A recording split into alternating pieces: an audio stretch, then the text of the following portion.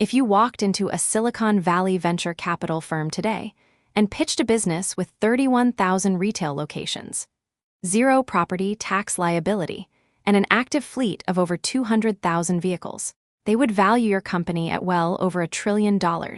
So why? Does the entire world think this exact business is completely bankrupt? If you look at the official financial headlines, the story seems obvious.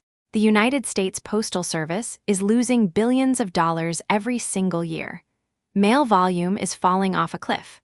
The whole system looks like a slow-motion corporate disaster, but if you strip away the political noise and analyze this entity like a private equity firm analyzing an acquisition target, you reveal something completely different.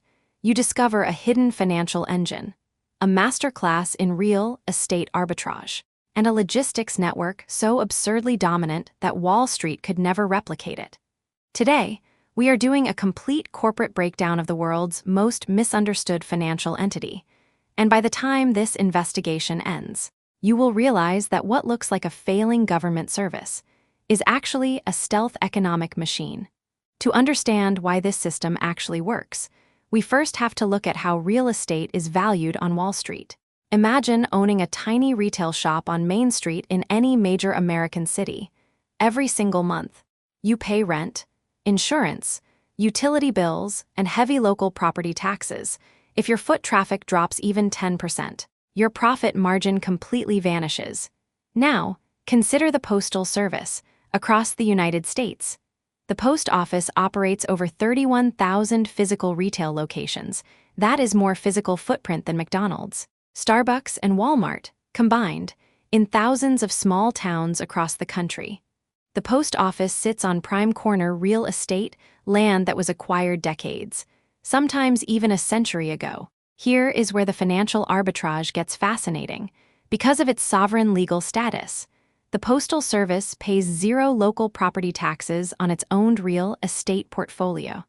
Zero. A private logistics startup trying to build 31,000 brick-and-mortar hubs today would be crippled by property taxes and real estate acquisition costs before they delivered a single package. The Postal Service already owns the land, free and clear, on a scale that can never be matched. So, if they own the greatest physical footprint in modern history, where is the money actually going? To answer that, we have to break down a terrifying logistics metric known as route density. To see how this works in the real world, let's look at a micro case study of two delivery drivers on the exact same Tuesday morning. Driver A works for a private corporate carrier. He loads his van with 50 packages, drives 20 miles into a distant rural county, and spends 6 hours delivering those 50 boxes to 50 spread-out homes. His fuel cost is massive, his vehicle wear and tear is high, and he gets paid $25 an hour by the end of his shift.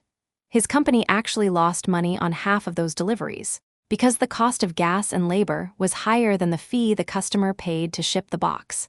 Now, look at Driver B, a postal carrier. Driver B drives down a suburban street where the houses are spaced 20 feet apart. In less than 45 minutes, she drops off mail and small packages at 80 different homes on one single street. Her vehicle barely burns a gallon of gas.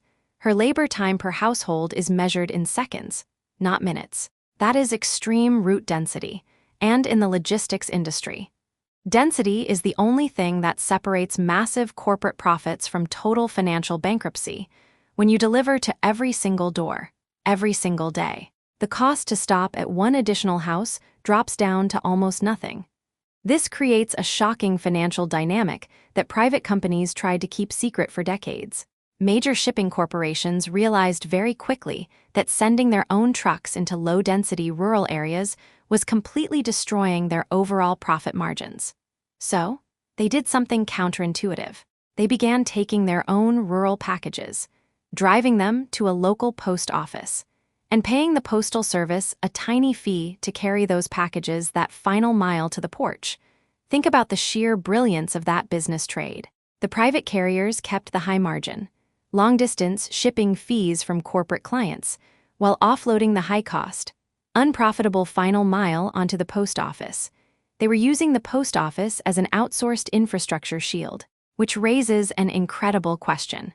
If the Postal Service holds the ultimate leverage in route density, why doesn't it just double its prices and bankrupt its competitors? The answer lies in a strange legislative trap created in 2006. Congress passed a piece of legislation that placed strict legal caps on how much the Postal Service could raise its stamp prices, tying them directly to general consumer inflation. At the exact same time, Congress imposed an unprecedented financial requirement, forcing the post office to pre-fund 75 years' worth of future employee retirement health benefits in advance within a single 10-year window. To understand how insane that requirement is, imagine forcing a local coffee shop to pay for the future retirement health care of a barista who hasn't even been hired yet and won't be born for another 20 years. No private company on Wall Street has ever been subjected to that rule. If a private corporation attempted to do this, its earnings would instantly drop to zero, and its stock price would collapse overnight. On paper, the Postal Service looked like a financial crime scene. In real-world operational cash flow, it was still processing billions of dollars in transaction volume. It was an artificial balance sheet illusion, designed by politicians and lobbied for by private competitors who wanted to prevent the post office from dominating the parcel market. And while the public was busy discussing whether the post office was dying, a new physical cash engine was quietly taking over the system. Direct physical marketing. You might call it junk mail, and you might throw it in the trash the moment you walk into your kitchen. But to corporate America, your mailbox is prime real estate. In the digital world, ad blockers, spam filters, and changing privacy laws have made digital advertising increasingly expensive and ineffective for major brands. An email gets buried under 10,000 unread messages. A physical catalog or paper coupon, sitting on your kitchen counter, gets seen by human eyes multiple times a day. Direct mail advertising converts at a rate nearly 4 times higher than digital display ads. And to get that physical paper into your hands, retail giants, insurance companies, and financial institutions pay the Postal Service over $15 billion every single year. Junk mail isn't an annoying operational accident. It is a high-margin cash engine designed to subsidize the physical infrastructure of the nation. And then, the e-commerce explosion happened. When online shopping exploded over the last decade, paper letter volume continued to drop, but parcel volume exploded overnight. Suddenly, every e-commerce giant in the world hit a massive physical bottleneck. They could build giant software platforms, and they could build automated warehouses, but they could not easily build a fleet of trucks capable of stopping at 165 million delivery points 6 days a week. They needed the post office's physical network just to keep their express delivery promises working. Every single night, giant tractor trailers drop off hundreds of thousands of parcels at regional postal processing hubs, taking advantage of a deeply integrated logistical pipeline. The Postal Service gets the volume it needs to offset declining letters, while online retailers get an instant, nationwide delivery network without spending a single dollar on new infrastructure. It is an economic system where both sides are trapped in a mandatory partnership. So,